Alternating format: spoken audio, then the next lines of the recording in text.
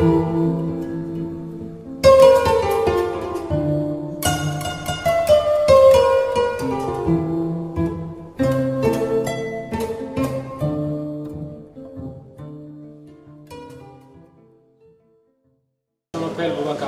suis le vice-président du comité sénégalais sur le changement climatique et je parle au nom du ministère de l'Environnement et de la Protection.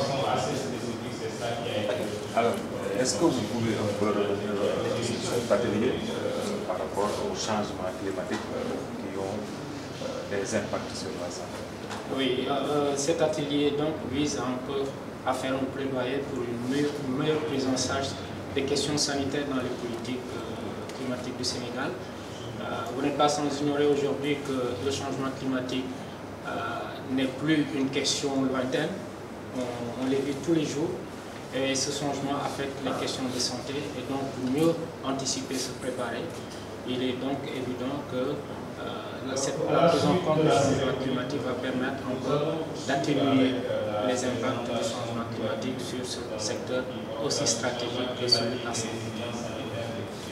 Concrètement, quel est le lien entre changement climatique et santé? Alors, il y en a plusieurs. Le changement climatique affecte de plusieurs façons, disons, le secteur de la santé.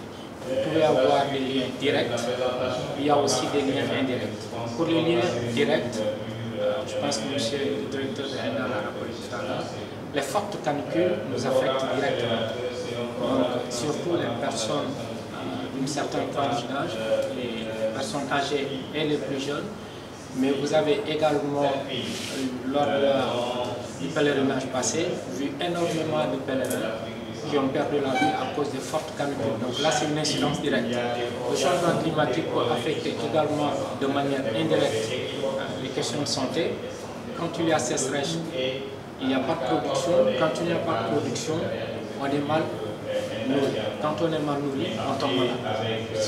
Quand il y a beaucoup d'eau avec les inondations et les questions d'assainissement, on peut également être affecté par des maladies. Le changement climatique également peut modifier le cycle de développement des vecteurs.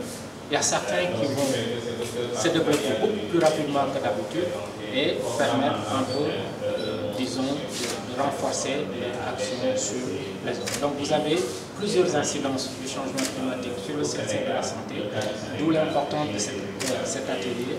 Je crois que le Sénégal n'a pas attendu.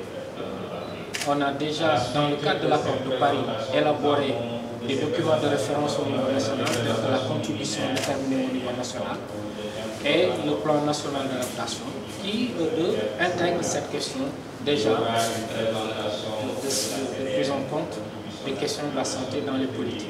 Mais je pense qu'il faut aller au-delà et puis pouvoir permettre également, comme je l'ai dit tout à l'heure, que j'ai évoqué tout à l'heure la question des inondations et les questions de l'agriculture, et permettre aussi aux différents acteurs de pouvoir collaborer et de ne pas se limiter uniquement dans leur secteur. Parce que la lutte contre le changement climatique, c'est une affaire intersectorielle, multisectorielle.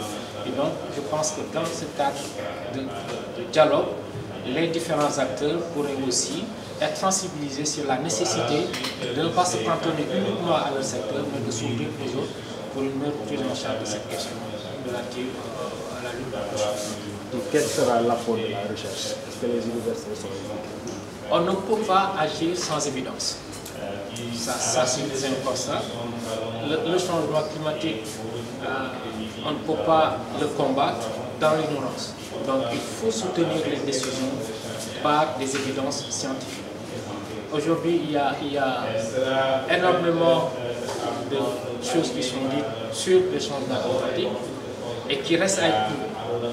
Donc, et le fait aussi d'associer la recherche va nous permettre de détenir des évidences scientifiques, non seulement pour pouvoir les solutionner, parce que quand on s'attaque à un problème, je pense qu'il faut s'attaquer à sa cause.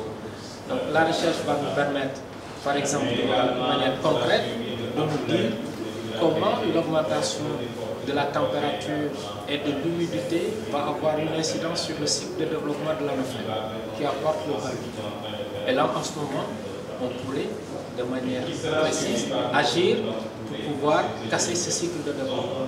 et bien d'autres aspects. La science, elle va être essentielle à tous les niveaux, non seulement du point de vue sanitaire pour interrompre certains cycles, mais également pour l'accès au financement du climat. Vous ne pouvez pas demander une requête au niveau des fonds qui sont dédiés à la lutte contre le changement climatique si vous n'arrivez pas à établir clairement que ce dont je veux combattre est bien issu du changement climatique. Et ça, c'est la recherche qui peut vous aider à établir ce lien.